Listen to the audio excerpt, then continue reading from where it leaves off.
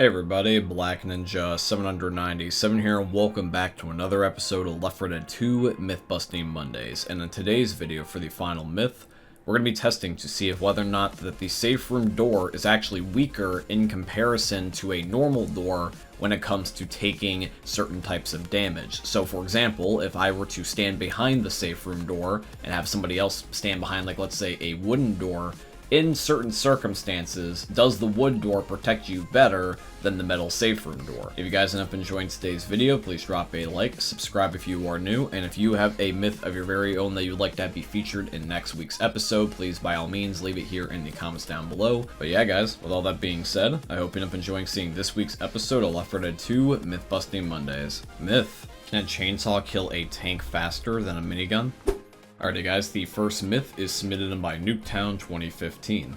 Alrighty guys, so we're going to be using the chainsaw first, so I spawned in a tank, so here we go. And please do keep in mind we are doing this on normal mode for this test, so when it comes to chainsawing the tank, it's around 4 seconds. Alright, so now we're going to be trying the minigun test. I'm going to be using the Left 4 Dead 2 minigun first. I'm going to be spawning in the tank at a distance, just laying into him. But as you guys can see, it's already going past the timer, so there's really no point in trying to finish him off if it's already going to automatically not work. But what about the Left 4 Dead 1 minigun? So we're going to be trying the wind-up minigun this time. And as I'm laying into the tank, you guys can see it is already once again past the time limit, but not only that, it's also going to overheat here any second, which means that I have to wait for it to cool down and then use some more bullets before I can officially kill the tank on normal mode. So the myth is definitely totally confirmed. The chainsaw without a doubt kills much faster than either the Left 4 Dead 1 or 2 miniguns, so you're going to want to use that instead. Myth: can the safe room door explode a gas can when you close it? Alrighty guys, the second myth is submitted in by Not On My Level, so we're going to be just trying this real quickly. So I'm going to spawn in a gas can and lay it here in between the safe room door, and then just give it a close. So just let me get in the right position real quick. Here we go. Oh, what the hell? That actually ends up working. Okay, myth confirmed. I was not seeing that coming. Myth: is it possible to revive someone who got in-capped in the middle of the slide in Dark Carnival? Alrighty guys, the third myth is submitted in by Narin today. So I'm in the correct position. I'm just going to in-cap myself real quick while Dan gets ready to go down the slide. Now when it comes to our first attempt, when Dan goes down the slide, he slides directly on top of me, and this ended up working immediately, which means that the myth is confirmed. However though, I do want to show you guys this because this is also important. If you end up going too fast and going over somebody, or going down the sides, you will actually lose the prompt, so you have to do this just really slowly if you want to pull this off. But the myth is still confirmed nonetheless. Myth: if you in-cap at the safe room, will the chainsaw fuel refill in the next chapter? Alright guys, myth 4 is submitted in by Tacky Rovelator. So we are on the first chapter of the parish, and I'm just going to rev the chainsaw until it ends up being ridiculously low on the fuel, and I'll down in the safe room, and then Dan's going to shut the door, and we'll just see what happens to the chainsaw. Alright, I'm going to say that that's low enough for the chainsaw fuel. Alright, now I'm going to fast forward the footage so that way you guys can see this is being done in one take. So here we go, I am in-capped and it's loading into chapter 2. Let's just give it about 2 more seconds, and then we're going to see what happens to the chainsaw. So here we go. And when I load into the map, yeah, the chainsaw's fuel is completely back to 100. That's really, really cool. So the fourth myth is also confirmed. So if you guys want to have more of a reason to use the chainsaw, you now do. Alrighty guys, and now it's time for the final myth, and once again it's going to be, is the safe room door actually weaker or worse at protecting you from certain types of damage in comparison to the just normal standard doors lying within the map?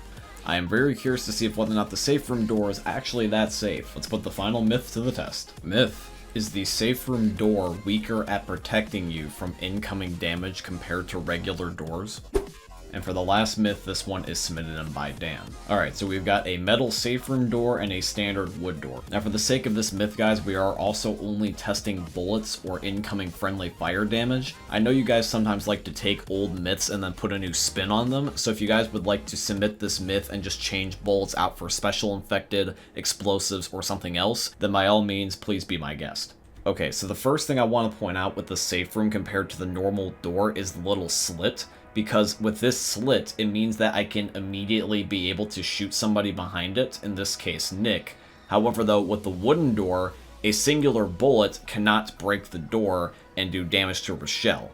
So at least for the initial first few bullets, the safe room, if you shoot through the little hole, is actually worse at protecting you. But over time, if you continually do damage to the wooden door, it will break and make giant holes within it, and then at that point the safe room door is actually better because the safe room door will never get any more holes in it. It's just going to have only the little slit, so the wooden door is worse over time. One last thing I would like to point out, where the doors are equal to each other, is where you end up shooting them in the lower areas of the door, because the wooden door will not fully ever break as long as you use only bullets. So if you shoot at the parts that never break, you'll never be able to shoot through it fully and be able to damage somebody, just like the safe room door. Now, one last test I want to conduct, and I don't know if you guys were thinking about this, but do you guys remember how that the last stand has a unique safe room door that's made out of wood? Since this door is a hybrid, I want to see what this door is like. Now, the wooden safe room door, just like the metal safe room door, has the little slit in it, which means that if my accuracy is on point, I can hit somebody immediately. However, though, even though the door is made of wood, I cannot break it over time like the standard doors by just shooting it continuously. So, with taking a look at all the doors in the game, where does this mean that the myth lies? I'm going to say that it's busted, because the way that I look at it is that when it comes to the safe room door, sure, initially, it is temporarily worse because of the little slit. However, though, in the long term, you are safer in the safe room because it does not break into multiple pieces like a standard wooden door. But yeah, guys, that is it here for today's video, and I do truly hope you guys ended up enjoying it. If you did, please consider dropping a like, comment, subscribe, follow, and all that beautiful stuff. And if you guys have a myth of your very own that you'd like to have be featured in next week's episode, please by all means leave it here in the comments down below. Or also alternatively, you guys can leave within my Discord server, which is going to be linked down below in this video's description. As we wrap up the video, guys, just want to mention two quick things. Number one, I have a second YouTube channel now. It is called Black Ninja 797 Extras. And on this channel, I'm going to be uploading and posting additional content that you would normally not see here on my main channel, such as gameplay walkthroughs, funny moments with my friends, and Challenge Accepted, which was a series I used to do here on my main channel where I play games that you guys requested me to play. If you guys want to check out the second channel, there is a link down below in this video's description. I also want to say thank you and shout out to Epic Games for being my first ever sponsor. I have a supporter creator code with them, and the code is just my name, Black Ninja 797 in all caps. If you guys want to, you can use it in the Fortnite and Epic Games item shops.